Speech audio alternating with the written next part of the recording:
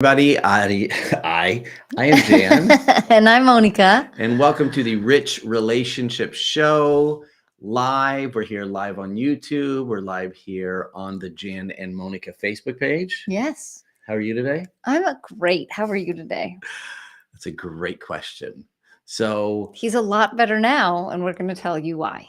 so Monika and I are launching a brand new program. Yay! Excited to tell you about that, but that's not why we're talking today. Yes, but but I will talk about it just Okay. to have some context. So we're launching a brand new program. It is called the Rich Relationship Live. It's a 3-day program that's going to be happening at the beginning of June. The 3rd, 4th, and 5th. The 3rd, 4th, and 5th of June, where we will be working with people and couples in creating a rich relationship, basically showing how to work together as a team, ignite their relationship with themselves, with money, give them new skills and tools about money management, and really creating this relationship where you never argue about money again. Because who likes to argue about anything, let alone the number one thing people argue about, which is money? Yeah, that's the thing that couples argue about the most, and it breaks up. And that's Right. why divorce rate's crazy. That's right. Well, we need to do something about that.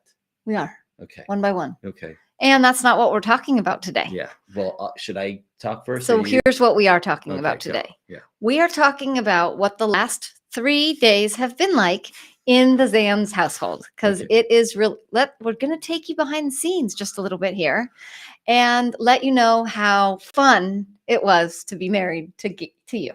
to me? Okay. I was going to say to this guy here. Okay. It's fun. So lots of fun times over the last 3 days.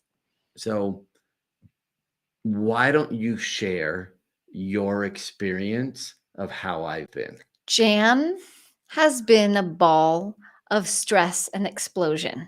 Explosion? Yeah, fun. I haven't exploded. You have.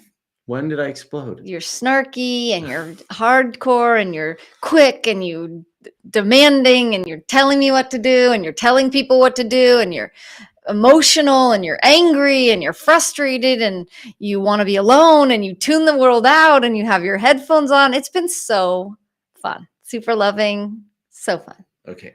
I want to rebut. Go ahead. Say what you want to say. Let's see if I agree. So I believe that my level of being that way, because I didn't love the description that you just gave. Well, I'm just sharing my experience. Let me just say this. Yeah. Jan is a perfectionist. Wait, can you say all this in a loving way? Because none of this is feeling good right now. I didn't know we were talking about it this way. A detail-oriented perfectionist. And when it comes to quality, it is probably one of his number one core values. He absolutely wants to have the best quality, which I love. I really love that about you. And I love quality. So it's a match made in heaven. This is great. The problem is that when you're counting on people and you're counting on technology and you're counting on things that are not always in your control, things can go awry. Things can break. Things cannot work the way you thought that they were going to work.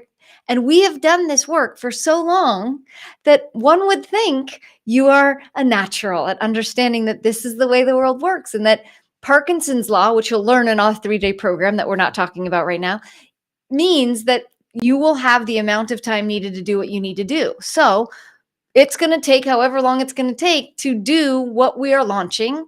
And so we used all the time, literally until 8:52 this morning. We were working to make sure that the technology and the slides and the deck and the whole thing was working. And it didn't work. And it didn't work. It didn't work the whole time. And yet we still had people register, but we're not talking about that right now. It didn't work. But the experience of the last 3 days, getting to it not working, have been less than desirable for me. So let me first And literally, like the minute it was over, you're like, okay, I'm hungry. Let me get something to eat. Hi, sweetie, do you need something to eat? Let me first say, you were so cute. Let me first apologize. After. Mm-hmm. So I'm sorry. I'm sorry that I was a ball of stress. I really did my best to not take it out on anybody. Oh. I really did my best to just have everything handled. And I wasn't even aware that I was taking it out on anybody. Oh. I thought I was being lovely and just doing my thing. Well, look, you are lovely. And you were taking a lot of whatever that was out on whatever came near you. Okay, so there's two ways this conversation can go, Yeah. so that it can be of value to the people who are watching here. Yeah. Okay. So one of them To is many thousands of people watching. yes. Yes. One of them is, how do you deal with a partner who's going through something and they're not being their typical usual self? Mm-hmm. They're out of their typical self and being in a way that is not super awesome, Mm-hmm. kind, loving, etc. Yep. So that's one way. Yes. Another way that we can talk about is we can talk about Jan and how can I learn from this and how can I do it differently next time? I don't think it's an either or. So I love the first question. The first question is, how do we handle when our partner is dealing with stress or is acting in a way that isn't their typical experience in their typical way toward the negative? Because if they're already positive and they're acting even more positive, then it's not applicable for this conversation. Right. So for me, I become very aware that Jan loves things to work and he loves things to be easy. And I then go into my own experience and I think about times in my life where I feel like I did it all. I didn't have the help that I wanted or needed. I felt like I was alone. I felt resentful and resistant and upset about everything and everyone. And so I can understand why you would feel the way that you were feeling. I can have compassion for how you were feeling, and I don't take it personally. Okay. And I think the number one thing, I knew you were stressed. I hope you felt like I kept asking, hey, babe, what do you need? Can I do something? And it was almost like me asking even frustrated you more, because the fact that I didn't know what I could do to take things off your plate seemed like that triggered and frustrated you even more. But the truth is, I don't do that part of what we do. I don't do it. I can. If I needed to, I would figure that out. But that's not what inherently we've done or agreed upon. So because of that, Yeah. you take it on. So this is really a great point you just made. Mm-hmm. I didn't know we had that agreement. Well, you kind of have that agreement. You do what you do. And when I say, what can I do? You say, I just need to get it done. So this is an important thing for relationships. Sometimes people in relationship have an agreement, or at least one of them has an agreement, and the other one's like, we never had that agreement. Yeah. It's almost like here's another one. Monika walks our daughter to the bus every single morning and gets out of bed early. The dogs? Yeah. Yes. I don't know that they can hear them. Okay. If you can hear the dogs barking, they get very emotional sometimes when my daughter's coming home from school. Yes. But anyhow, you every single morning get out of bed Mm-hmm. and take our daughter to the bus. Yep. And walk her out. Yep. And we never had a conversation about that. We didn't. And it's almost like there's an agreement, but there is no agreement. There isn't.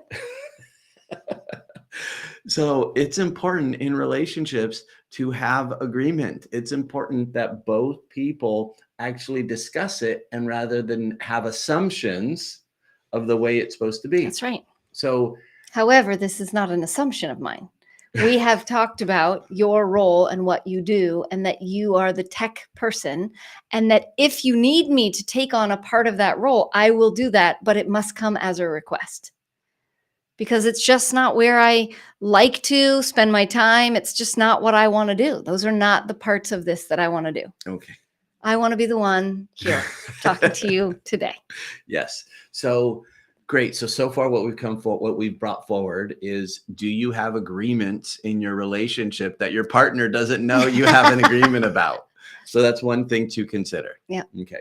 So the next thing is that what I heard you say is that you know this is a pattern with me. Mm-hmm. When we are leading up to a big program, a launch, Mm-hmm. or some kind of event, Yep. that I somehow become stressed. Mm-hmm. And that you don't make permanent decisions based on temporary situations. Yeah, short-term situations. Yeah. Exactly. And so and I also know that a lot of what you get stressed about is wanting it to work and wanting it to be good. So it's not like you're getting stressed because you're mad at me or because you're mad at the situation or because we're not prepared. You're getting stressed because you know how much you've put into it and you have a dream outcome. Yeah. And so you activate a part of you that's attached perhaps to wanting that outcome. So what you do in order to be with someone who is going through something, one, you recognize that this is not a permanent state of being. Yep. Two, You don't take it personally or make assumptions about it. you don't take it personally. It's not about you. No.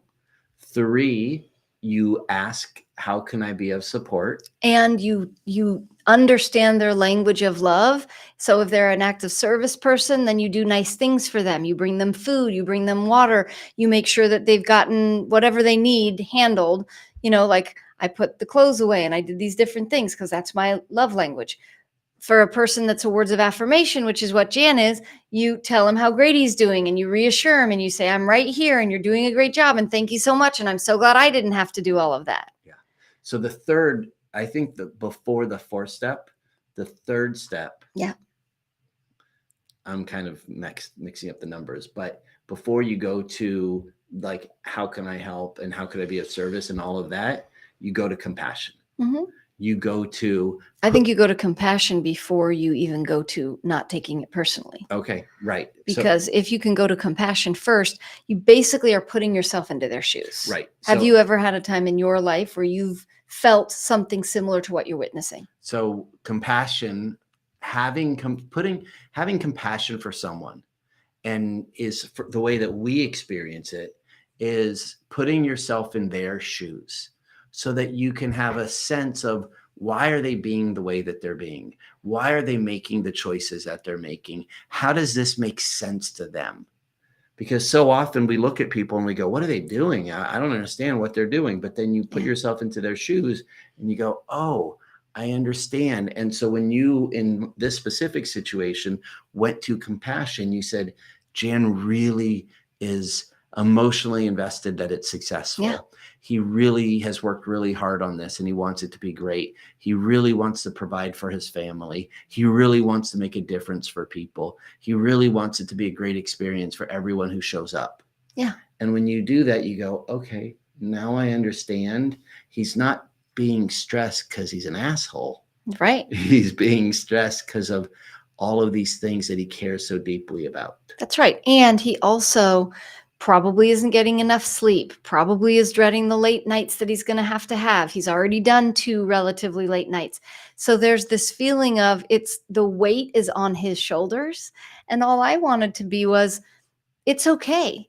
The people that are going to show up are going to love us however we are. The opportunity that we're presenting them is either going to be the right opportunity or it's not. And we're going to make the best of it. And if we don't, we're going to learn and course correct. So I kind of see it as this is always a learning opportunity. And I think sometimes I feel like, or wonder, do you feel like it's the only opportunity? Well, not that I feel like it's the only opportunity.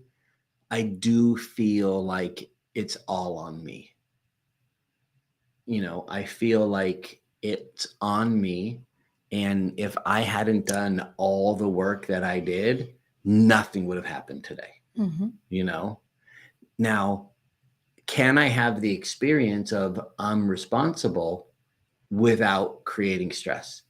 Or without saying, it's all on me in order to, because that also says, well, what happened to you delegating? And what happened to you attracting the right delegation? And what happened to you asking for help when it was able to be helped? And what happened? It's like part of it falls on us. But then if we really go into, did I set myself up to win? Or was this going to be destined to feel stressful toward the end? Well, and I hear all of that. Yeah. For me, the question is, why can't I have the experience that I'm responsible? It's like I'm the one who's doing the work without experiencing stress. Yeah. Because the reality is that stress doesn't exist unless we create it. That's right. You can't go to the store and buy a bucket of stress. Nope. It doesn't grow on trees. Nope. So we create it, or at least I create it as a way to move me through all of the tasks that I need to do. Yeah. So stress sometimes is created for motivation Yeah. and drive. And what if you could be motivated and driven by love and ease and grace and fun and play? Enjoy. Yeah. Yeah. So I'm working on it. Well, I'm glad that you're better now. I'm sorry that you went through that and that you felt like it was all on you. And I appreciate that you did all that you did. Yeah. So thank you so much for being with us today. What else? Is there any recap that you want to provide, or how about the step-by-step process? Okay. So, what we recommend whenever you're dealing with someone in your life, a partner, a family member, a friend, a coworker, that's dealing with their own level of upset, stress, frustration, concern, how do you meet them? One is that you get into their world. You get a sense of where they're at, witness them, see them, be with them, be a space with them. Two is you then internalize that. Have I ever been in the situation that they've been or something like it so that I can have compassion for them? Three, don't take it personally. Don't make assumptions that you know. Ask clarifying questions. And four is as you practice the compassion, creating positive solutions, using potentially the four love languages, using tools and tactics to be able to help loosen the load, reassure them, get into action, or reassure them that next time it will be better. There's a lesson through this. Yeah. And the last thing I'll say is, and Yeah. remember that, well, don't make permanent solutions, or don't take permanent actions based on, Short-term situations or experiences. yeah. If someone is being a certain way because they're going through something, if they're a good friend for many, many years, but they're going through something and they're being not who they usually are for a week or two or a month, just that's an opportunity to be even more compassionate and be even more loving. That's right. And if you can't be compassionate for them at first, be compassionate with yourself about how you feel you're being treated. Because through these last 3 days, all I needed to know was if he's not going to be gentle and kind and loving, I'm going to be gentle, kind, and loving towards him and to myself. So I took an extra long shower and I took time to put my makeup on. And I told myself everything is going to work for our highest good. And as a result of being that gentle with myself, I was able to also be gentle with you. You're the best. So are you. Thank you. I love you. I love you too. So thank you so much for watching The Rich Relationship live with Jan and Monika. If you're interested in learning more about the Rich Relationship live experience, the 3-day experience, go to therichrelationship.com. /live. No, /masterclass. Oh, Yeah. /masterclass. You can sign up for our masterclass where we will teach you the 4 misunderstandings that people have about money and relationships. Amazing. Have an amazing day, everybody. And I hope that you are stress-free throughout your day today. Bye, everybody.